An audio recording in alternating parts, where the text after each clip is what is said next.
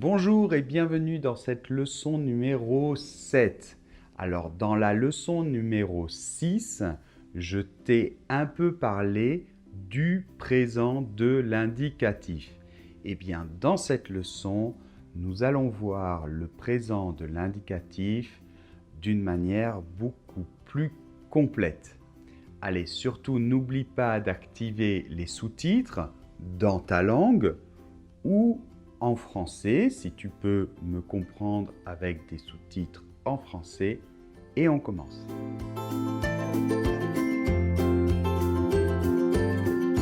Alors comme toujours, je te rappelle que ce cours est vraiment complet avec les fiches PDF et les fichiers audio. Donc si tu ne l'as toujours pas fait, inscris-toi correctement au cours pour pouvoir avoir tout le matériel et l'examen final. Je te laisse comme toujours un lien sur la vidéo ou dans la description.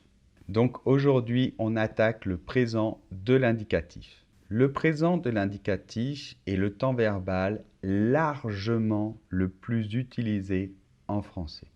En plus, c'est le temps le plus important parce que si tu connais bien le présent de l'indicatif, ce sera pour toi beaucoup plus facile de comprendre la construction des autres temps verbaux. C'est un peu la base de toute la conjugaison du français. Alors, le présent de l'indicatif sert généralement pour parler des choses au présent qui arrivent actuellement. Mais on l'utilise même pour parler du passé, comme par exemple dans une biographie, on utilise très souvent le présent. Et on peut même l'utiliser pour parler du futur. On verra ça à la fin de la leçon. Alors, je te rappelle que dans la leçon 6, on avait vu cette phrase « Comment tu t'appelles ?» Et on avait répondu par exemple, je ne me souviens plus, mais « Je m'appelle Pierre ». C'était le verbe « s'appeler ». Et je t'ai dit que les terminaisons, c'était là, ce qui est à la fin, que j'ai mis en rouge ici, ES, et je m'appelle, c'était E. Donc, je t'ai un petit peu montré les terminaisons de ce verbe. Aujourd'hui, nous allons voir cela beaucoup plus en détail. Alors, voici un autre verbe. Tu parles français? Tu parles français?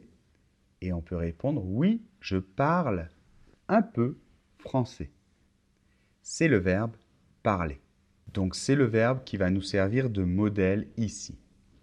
Donc, regarde, j'ai mis le verbe à l'infinitif, parler. La terminaison est en rouge, ER. C'est un verbe en ER et donc c'est un verbe du premier groupe. J'ai mis la conjugaison de ce verbe au présent de l'indicatif. Je vais prononcer, je vais lire la conjugaison. Donc, c'est je parle, tu parles, il, elle, on parle, nous parlons, vous parlez, il, elle parle. Donc attention, on l'a déjà dit, il y a beaucoup de parties muettes. Toutes les terminaisons sont muettes sauf on et. Nous parlons, vous parlez. C'est un verbe en ER, donc du premier groupe. Tous les verbes en ER font partie du premier groupe, sauf le verbe aller. Ce verbe, dans sa conjugaison, a un seul radical, ou une seule base, si tu préfères. C'est la partie verte. Et tu vois qu'elle est tout le temps la même. Les terminaisons sont régulières. E, ES, E, ONS, EZ, ENT. Ce sont les terminaisons du présent de l'indicatif pour les verbes du premier groupe. Il existe énormément de verbes du premier groupe qui terminent en ER. Par exemple, aimer, aimer les animaux, parler, parler anglais, travailler, travailler dans un bureau, voyager, voyager à l'étranger, manger, manger un sandwich, marcher, marcher dans la rue. Allez, une dernière série, chercher, chercher la clé, commencer, commencer une course, louer, louer un appartement. Danser, danser en boîte de nuit. On dit aussi une discothèque. Donc c'était juste quelques exemples. Nous allons aujourd'hui nous focaliser sur 4 verbes. Donc le verbe parler, je l'ai déjà expliqué. Maintenant, un autre verbe, le verbe aimer. Alors, voici sa conjugaison au présent de l'indicatif. J'aime, tu aimes, il aime, nous aimons, vous aimez, ils aiment. Donc, attention, le verbe commence par une voyelle, donc il y a la liaison et l'élision. J'aime et pas je aime. Nous aimons, vous aimez, ils aiment. D'accord? Maintenant, voyons le verbe manger. Je mange, tu manges, il mange, nous mangeons. Alors là, attention, dans tous ces verbes qui terminent en GER, on doit rajouter pour nous un E. Si on ne rajoute pas ce E, ça ferait nous manguons. Donc il faut rajouter un E et de cette manière, on le prononce nous mangeons. Vous mangez, il mange. Le verbe commencer. Je commence, tu commences, il commence, nous commençons. Attention, on doit rajouter une cédille. Sinon, ça ferait nous commençons. D'accord? Donc nous commençons, vous commencez, il commence. On rajoute la cédille pour la personne nous pour tous ces verbes qui terminent en CER. Donc tous ces verbes étaient totalement réguliers. Un seul radical et les terminaisons régulières. Maintenant, on va voir un verbe un tout petit peu irrégulier du premier groupe. C'est le verbe s'appeler que nous connaissons déjà. Si on observe sa conjugaison, ça va être je m'appelle, tu t'appelles, il s'appelle, nous nous appelons, vous vous appelez, il s'appelle. On remarque que le radical change de forme à je, tu, il et il pluriel. Il y a un L supplémentaire. Donc, c'est une toute petite irrégularité. Et donc, ce verbe est un peu irrégulier. Il existe d'autres verbes irréguliers du premier groupe au présent de l'indicatif, mais aujourd'hui, je voulais te montrer juste un exemple. Et généralement, ces irrégularités ne sont pas très importantes. C'est juste des petites choses. Nous allons maintenant passer au verbe du deuxième groupe. Alors, je sais, de voir tout le présent de l'indicatif en une leçon, c'est trop difficile, c'est impossible d'apprendre tout cela. Ce que je veux dans cette leçon, c'est te montrer un ensemble global, mais je ne vais pas te demander de connaître toute cette conjugaison tout de suite. C'est pour que toi, tu puisses avoir un outil efficace et petit à petit, tu pourras revenir sur cette leçon, comprendre la conjugaison globale et que ça te serve comme un outil, d'accord? Parce que ce que je veux à travers ce cours pour débutants, c'est te permettre de rapidement avoir un outil efficace qui te permette d'être un minimum indépendant. D'accord? Donc ne stresse pas, c'est juste comprendre l'ensemble. Les verbes du deuxième groupe. Je t'ai mis 2 exemples. Le verbe finir, c'est un peu comme terminer, par exemple quand tu commences la leçon et quand tu finis la leçon. Donc voyons sa conjugaison. Je finis, tu finis, il finit, nous finissons, vous finissez, ils finissent. Alors, qu'est-ce qui caractérise les verbes du deuxième groupe? Premièrement, l'infinitif se termine toujours en IR, comme finir. Et ils doivent se conjuguer au présent de l'indicatif comme le verbe finir. C'est-à-dire que pour les personnes nous, vous, il, on voit qu'il y a 2 S qui apparaissent. Si je prends le verbe réfléchir, on va voir que ça va être la même chose. Alors réfléchir, c'est penser, d'accord, un peu. Je réfléchis, tu réfléchis, il réfléchit, nous réfléchissons, vous réfléchissez, ils réfléchissent. Donc tous ces verbes du deuxième groupe se construisent sur ce modèle.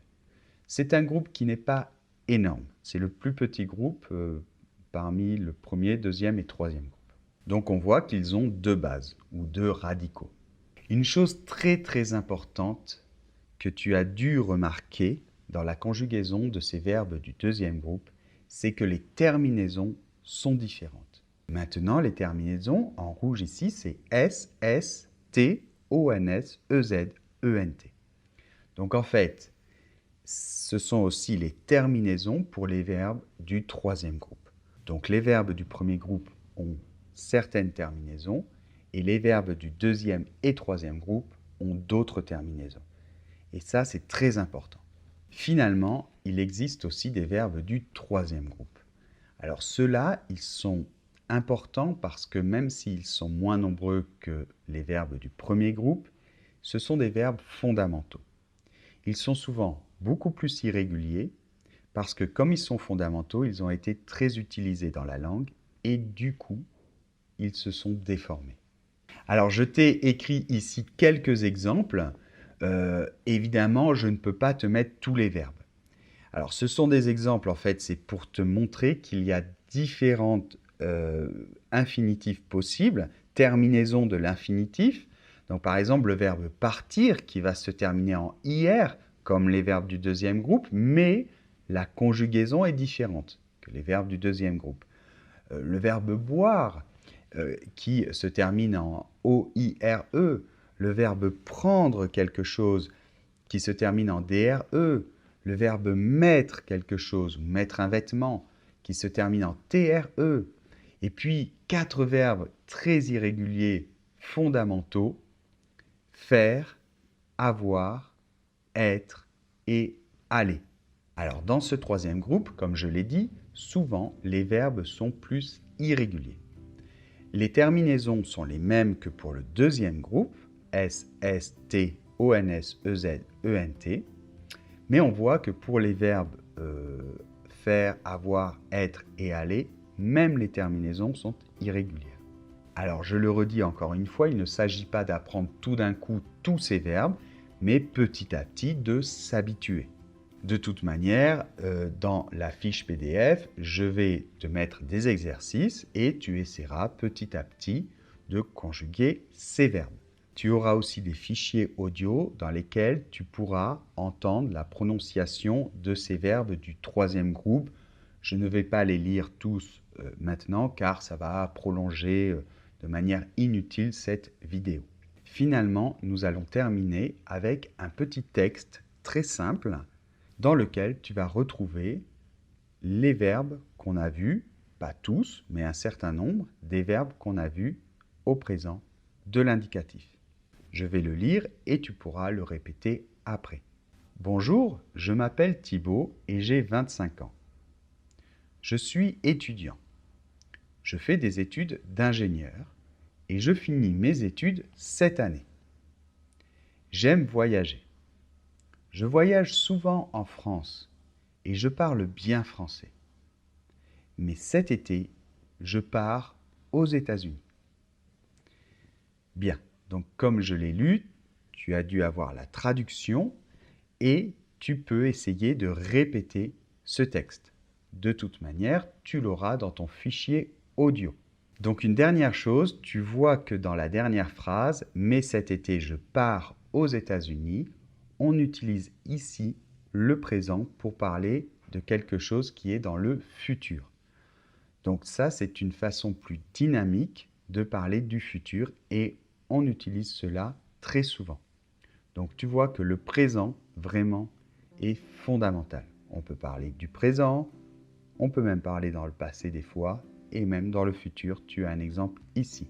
N'oublie pas de mettre des pouces vers le haut si tu as aimé la vidéo. N'oublie pas de partager dans les réseaux sociaux et tu peux me laisser un commentaire avec tes remarques. On se retrouve dans la prochaine leçon. Au revoir.